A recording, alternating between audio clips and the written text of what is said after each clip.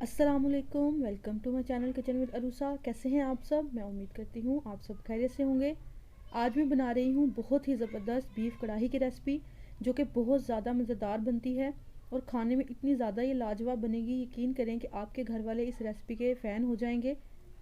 शोरबे वाला सालन हर घर में बनाया जाता है और बहुत ही ज़्यादा शौक से खाया जाता है, लेकिन अक्सर घरों में शिकायत की जाती है कि शोरबे वाले सालन में प्याज कच्चे तैरते नज़र आते हैं, जो कि ना देखने में अच्छे लगते हैं और ना ही खाने में अच्छे लगते हैं। तो आज की रेसिपी आपने ज़रूर देखनी है और उसको बिल्कुल भी स्किप नहीं करना। आज इस रेसिपी में आपको बहुत ज़्यादा ऐसे आसानी से टिप्स एंड ट्रिक्स के ज़रिए बताऊंगी कि किस तरह से आपका शोरबे वाला सालन बहुत ही ज़्यादा ज़बरदस्त होगा। तो चलिए ये मज़ेदार सी रेसिपी बनाना स्टार्ट करते हैं। इसके लिए यहाँ पर मैंने 1 किलो बीफ का गोश्त लिया है।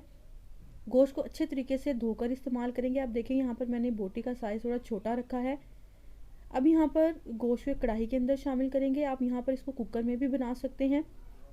अब यहाँ पर मैंने 7 से 8 लहसुन के जवे लिए हैं। 4 से 5 इसमें बारीक हरी मिर्चें शामिल करेंगे। एक अदद बड़े साइज़ का इसमें प्याज काट कर शामिल किया है। इसके बाद यहाँ पर मैंने 2 गिलास भरकर पानी शामिल किया है। कुकर में ये सालन बहुत जल्दी बन जाएगा, लेकिन कढ़ाई के अंदर जब हम बनाएंगे तो बहुत ज़्यादा मज़ेदार सा इसका शोरबा जो है वो बनकर तैयार होगा। अब इसमें 1 चम्मच भरकर सुरख मिर्च पाउडर शामिल किया है। नमक आप इसमें अपने टेस्ट के मुताबिक शामिल करिएगा। यहाँ पर मैंने आधा चम्मच से थोड़ा सा ज़्यादा नमक शामिल किया है। इसके बाद यहाँ पर आधी चम्मच गरम मसाला पाउडर शामिल करेंगे। आधा चम्मच ही इसके अंदर हल्दी पाउडर शामिल करेंगे। इसके बाद यहाँ पर खड़े मसाले शामिल किए हैं मैंने। तकरीबन 1/4 टीस्पून इसमें काली मिर्चें हैं। आधा चम्मच साबुत ज़ीरा है। एक टुकड़ा इसके अंदर दालचीनी का शामिल करेंगे। तमाम चीज़ें शामिल करने के बाद इसको अच्छे तरीके से मिक्स कर देंगे। इसके बाद इसको ढककर तकरीबन 45 मिनट के लिए ऐसे ही पकने के लिए छोड़ देंगे। इसको हमने बहुत ज़्यादा हाई फ्लेम के ऊपर नहीं पकाना।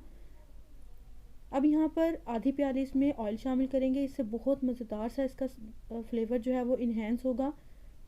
ऑयल शामिल करने के बाद इसको ढककर 45 मिनट के लिए पकने के लिए रख देंगे। इसको हमने बहुत ज़्यादा हाई फ्लेम पर नहीं पकाना, बस मीडियम से लो फ्लेम के ऊपर इसको हम लोग दम लगाकर पकने के लिए छोड़ देंगे। अब यहाँ पर देखें कि 45 मिनट के बाद पानी जो है वो बिल्कुल खुश्क हो गया है और गोश्त हमारा अच्छे तरीके से गल गया है। तो यहाँ पर इसको हम जो थोड़ा बहुत पानी है ड्राई कर लेंगे। अब देखें कि तमाम मसाले इसके अंदर जो हमने लहसुन या हमने हरी मिर्चें प्याज शामिल किया था वो बिल्कुल भी इसमें कच्चा नज़र नहीं आ रहा। हर चीज़ इसमें बिल्कुल मैश हो गई है। अब इसको अच्छे तरीके से भून लेंगे जब तक इसका पानी खुश्क ना हो जाए। अब आप देखेंगे पानी जो है वो इसका अच्छे तरीके से खुश्क हो गया है और जो ऑयल हमने इसके अंदर शामिल किया था वो भी सेपरेट होना शुरू हो गया है। इसमें हम और ऑयल शामिल नहीं करेंगे। आप देखेंगे जो हमने इसमें आधी प्याली ऑयल शामिल किया था वो अच्छे तरीके से सेपरेट हो गया है। अब यहाँ पर हमने आधी प्याली दही शामिल करनी है। दही को हमने अच्छे तरीके से फेंट कर इसके अंदर शामिल करना है।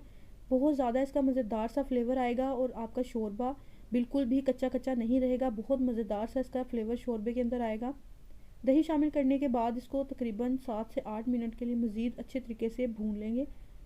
अगर इसमें आप शोरबा पसंद नहीं करते तो आप इसको यहाँ पर ही दही शामिल करने के बाद अच्छे से भून कर भी आप इसको खा सकते हैं। लेकिन सर्दियों का मौसम है तो यहाँ पर शोरबे वाला सालन बहुत ज़्यादा मज़ेदार लगता है।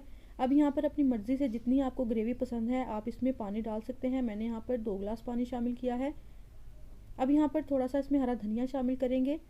हरा धनिया शामिल करने के बाद इसको ढककर तकरीबन 10 से 12 मिनट के लिए अच्छे तरीके से पकने के लिए रख देंगे, ताकि जो हमने पानी शामिल किया है वो अच्छे तरीके से पक जाए। अब यहाँ पर देखेंगे 12 मिनट के बाद पानी हमारा अच्छे तरीके से पक गया है। बिल्कुल भी ये वाइट वाइट नज़र नहीं आ रहा और इसमें बिल्कुल भी आप देखेंगे कोई प्याज हरी मिर्चें कुछ भी तैरते हुए नज़र नहीं आ रही। बहुत स्मूथ सी हमारा शोरबा जो है वो बनकर तैयार हो गया है। तो यहाँ पर अब इसको सर्व करते हैं। इसको आप वाइट राइस के साथ सर्व करें या फिर गरम गरम चपाती के साथ सर्व करें। यकीन करें कि इतनी ज़्यादा ये मज़ेदार बनकर तैयार हुआ है कि आप उंगलियां चाटने पर मजबूर हो जाएंगे।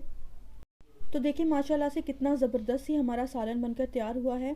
इसको ज़रूर ट्राई करिएगा और मुझे फ़ीडबैक ज़रूर दीजिएगा कि आपको मेरी रेसिपी कैसी लगी है।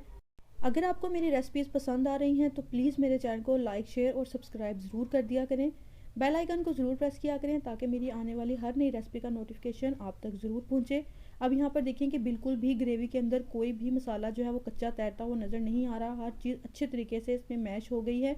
बहुत ज़बरदस्त ये ग्रेवी वाला सालन बनकर तैयार हुआ है। इसको ज़रूर ट्राई करिएगा। रेसिपी अच्छी लगे तो इसको अपने फ्रेंड्स और फैमिली मेम्बर्स के साथ ज़रूर शेयर कीजिएगा।